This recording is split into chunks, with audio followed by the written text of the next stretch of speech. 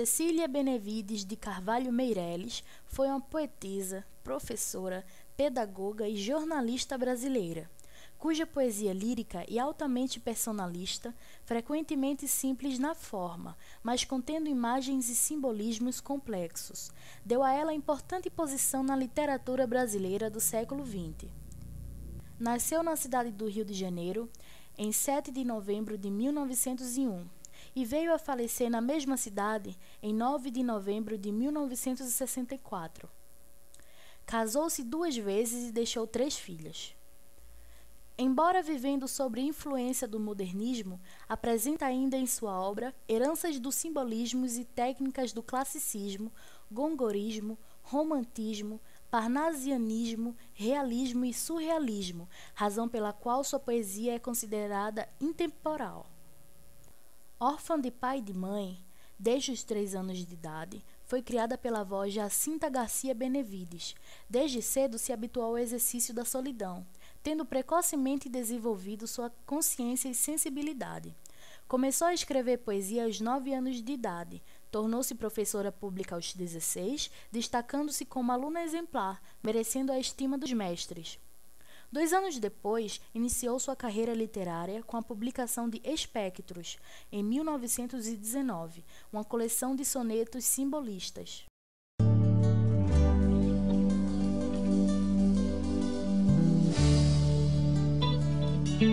Publicado entre 1939 e 1940, Olhinhos de Gato é, nas palavras da própria Cecília Meireles, em entrevista publicada pela revista Manchete, um pequeno livro de memórias em que predomina uma narrativa sobre a sua infância. A obra divide-se em 13 capítulos, os quais relatam da forma sensível e curiosa a visão do descobrimento de mundo, através dos olhos de uma menina que está atenta a tudo o que acontece ao seu redor. A menina, a própria autora. As personagens compostas na obra são pessoas que conviveram com Cecília em sua infância.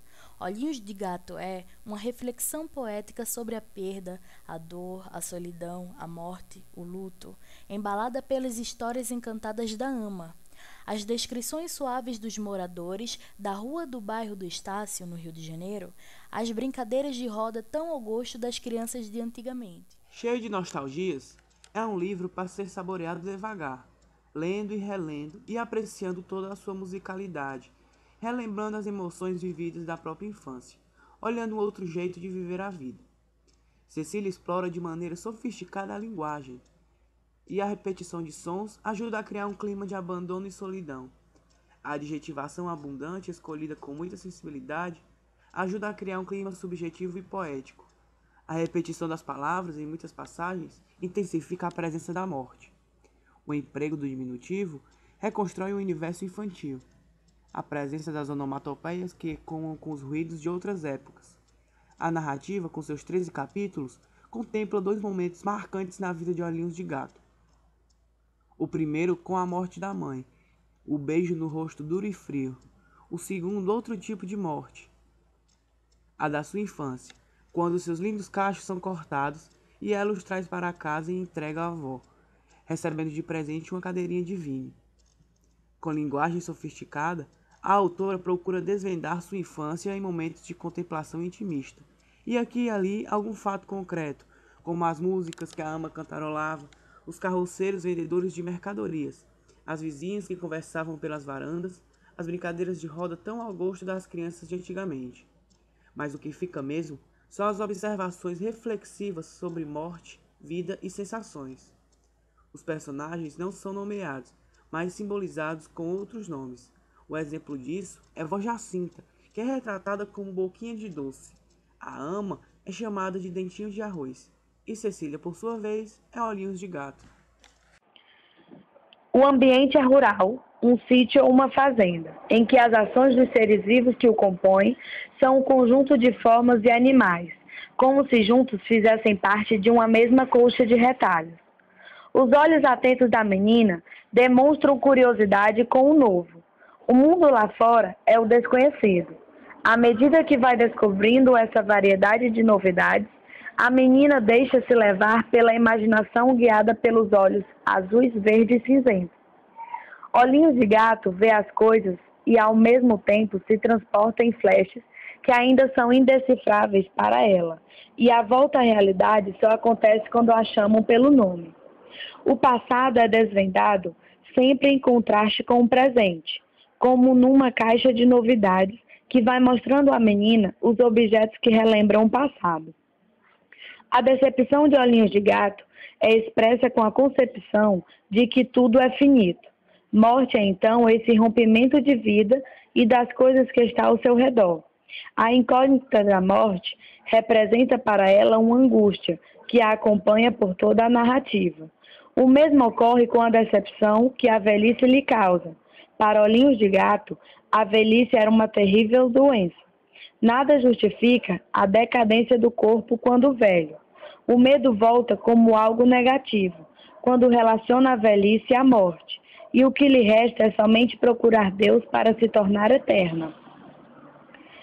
A lembrança mais remota de sua vida era um quarto em que havia uma moça deitada na cama, de cabelos pretos e vestido branco. Porém, era uma lembrança distante, a qual exigia uma explicação que sempre era negada. Soube um dia que a moça era sua mãe. O impasse temporal se dá no momento que Olhinhos de Gato, angustiada, tentam entender em que momento passará da antiga condição àquela atual. O tempo para a menina é irreconhecível. O divino é questionado ao se perguntar onde é o lugar e Deus. Para Olhinhos de Gato, a resposta é no coração das criaturas. É como a necessidade de deixar claro que não se deve ir contra a fé de ninguém. Ninguém sabe o que está para acontecer a cada hora. Essa é a sua incerteza. Por que despertar-se hoje, se amanhã talvez tudo mude? E por que alegrar-se também, se daqui a pouco se pode estar morto?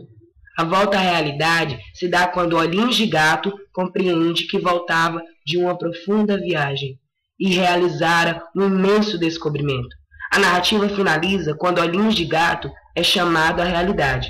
Rompe-se com ele o devaneio e o instante já, agora é o desconhecido. Foram para ele no presente caçadores de borboleta e passarinhos, quebradores de vidros e um ladrão. Não conseguia ver semelhança alguma entre um menino e um príncipe.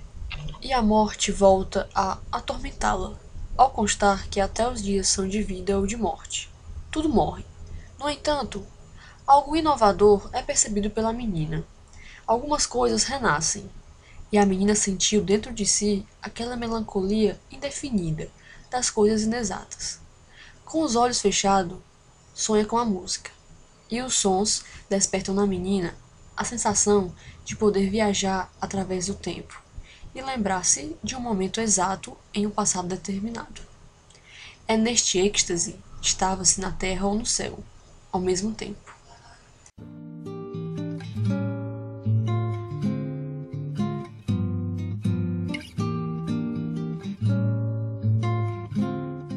Professor, quem foi Cecília Meirelles? Essa é a pergunta que eu também tento responder.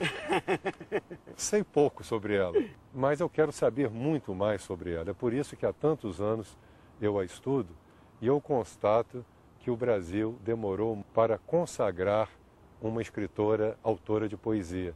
E essa autora foi Cecília Meirelles.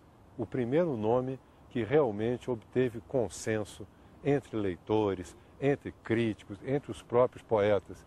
E é sempre bom retornar a ela. Eu não tinha este rosto de hoje, assim calmo, assim triste, assim magro, nem estes olhos tão vazios, nem o lábio amargo. Eu não tinha estas mãos sem força, tão paradas e frias e mortas. Eu não tinha este coração que nem se mostra. Eu não dei por esta mudança, tão simples, tão certa, tão fácil. Em que espelho ficou perdida a minha face?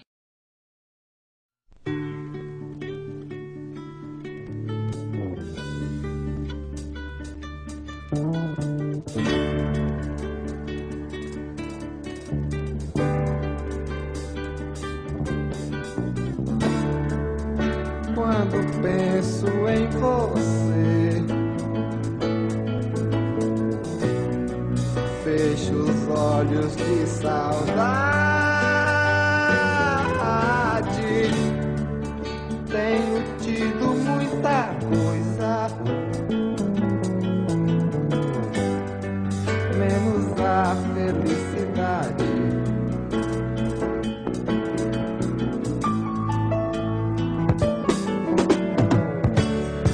Correm os meus dedos longos em versos tristes que invento, nem aquilo a que me entrego já me dá contentamento. Pode ser até amanhã, sendo claro, feito dia, mas nada do que me dizem me faz sentir alegria. Eu só queria ter tomado um gosto de framboesa pra correr entre os canteiros e esconder minha tristeza. Eu ainda sou bem moço pra tanta tristeza. E deixemos de coisa, cuidemos da vida, pois se não chega a morte ou coisa parecida,